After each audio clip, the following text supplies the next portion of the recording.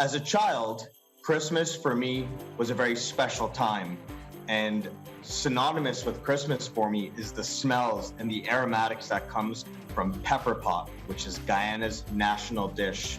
And I remember I could never sleep the night before on Christmas Eve, so I would stay up in my bed till late hours of the morning. I'd eventually fall asleep, and then I'd hear rustling about. I'd maybe smell cinnamon in the air from the pepper pot, and I would bolt downstairs and dive headfirst into the presents under the tree. I just got back from Guyana. I still have a little bit of a tan about a week ago, and I picked up the finest cassareep from the Ministry of Amerindian Affairs. And I've already made Pepperpot once, and I'm looking forward to doing it again and again and again to bring back all those amazing Christmas memories. Oh my God, so adorable! I love seeing all of you guys when you were little. It's so good. How was your trip? Like, that looked epic. It was so amazing to go back to the motherland, to go back to Guyana and get reconnected to all the food that I loved eating as a child. And one of those dishes is the one we're making today. The pepper pot. So it's amazing. Pepper pot is both a national dish and a traditional holiday dish for if you're Guyanese. So I love that you're going to be doing this, and you have brought original ingredients from Guyana to add into this dish. I certainly have. The main component of this dish is the cassareep. Let's get the meat into the pan, chef. I love 3 chef segments because I can get them to do everything. And you're also, he's bossy. He likes it. And I like that I don't have to do anything, really. I just hang out. We can just chat. We can. This is everything. And chef, I'll get you to chop some onions as well. He's getting off.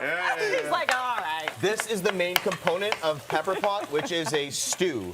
Yeah. This is cassareep. This is bitter cassava that's been grated and then strained, and then it's reduced over a very long time, and you get this thick molasses. Super thick. This is from the Ministry of Amerindian Affairs, because the Amerindians in Guyana were the ones that discovered this. This is a preservative, and this has a molassesy, earthy, burnt caramel sugar type of flavor. Okay. When I think of Christmas, I smell Pepperpot. I smell the cinnamon and the brown sugar, and I smell these ingredients. And traveling to Guyana over Christmas time as well, you'll smell this in the streets. Because we make this dish, chefs, we make it on the 20th, 21st. Okay. And then you keep reheating it every morning. It lives on the stove. Yes. So someone wakes up, it's like in the kitchen. You have the braise, you turn it on when you come in, and then you let it ride, and then you take it off. That's right. Everyone's a saucier. So we're searing up here. This dish is eaten with flatbread. So I made this beautiful loaf of flatbread yesterday. Because it's a flat. Wow. But that's what it is. It's a braid. Because it's weaved. Yeah. I've kindly given this recipe to City Line, of course, so at home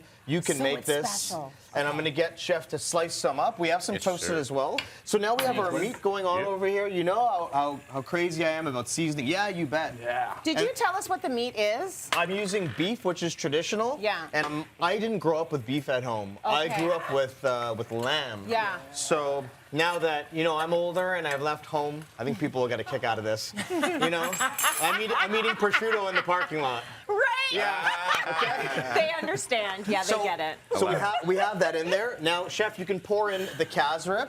And you're gonna go nice and high. Let's get a nice stream. Is that gonna come out? Okay, there it is. Yep. That is the cassareep. This is what gives this dish life and substance, and this is what ties this dish back to the indigenous people of Guyana, the Amerindians. And I like the fact that you have to purchase it from the Amerindians in order to get it. That's fantastic. You can purchase it from any market, well, you anywhere, did it the right way. but it's not the real deal. And I'll tell you a bit about it. It's extracted from a matapi, which is a large strainer, and they put a piece of wood on it and they sit on it to strain out the liquid, and then you reduce it. So you have this much liquid, chef. Yeah. When you make demi, it goes down to to a liter. This, right? So how do they keep it from burning?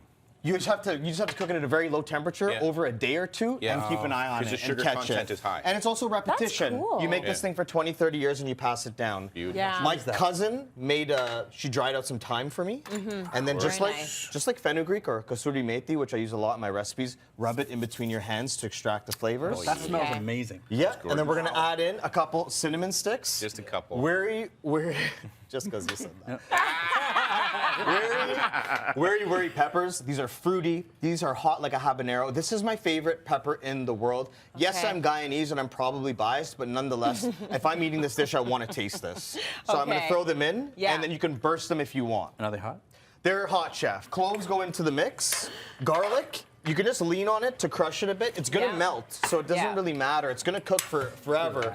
And then brown sugar. And once you get that all stirred up, Chef, that looks amazing. What I want you to do is you can plate up some that we already have cooked. Now this is one that I made several days ago, and this is with the oxtail. Yeah, we can toast some bread now, and fortunately we've toasted some off already. Yes. Because we, you know. Because we're prepared like that. We're prepared like that. Yeah. This is really nice and fluffy. I haven't looks. seen what it looked like inside, so that's nice. Did you make the flatbread? Yeah, this is homemade, completely homemade. Okay. I've you also know me, I'm not judging. I've but also you made it. shown how to make it online, and I mean, I take so much pride in showcasing West Indian cuisine and Guyanese cuisine, and I've really found my path and my lane with it. Modernizing and showcasing East and West Indian cuisine is weird though, because your passion doesn't come through. We can't tell if you're into it or not. Okay, listen, I know you're also into giving back, and I want you to talk a little bit about Cooks Who Feed as we look at the gorgeous final plate of the Pepperpot. No What's doubt. going on with Cooks Who Feed? Cooks Who Feed is an organization that I've been involved with. They are ethical aprons. If I'm going to wear a piece of clothing, it's nice to know that it's ethical. It gives marginalized women in India a safe place to work. Recycled materials are used in every apron that you buy. 100 meals go to those in need. It's traceable, and I've been working with them for over a year. Oh, very good. We're happy about the Pepperpot, and we're happy about what you do to give back. It looks gorgeous. Okay, what a holiday treat. You can just give me the rest of that flatbread. I want to take it home. Find the recipe on our website, Cityline.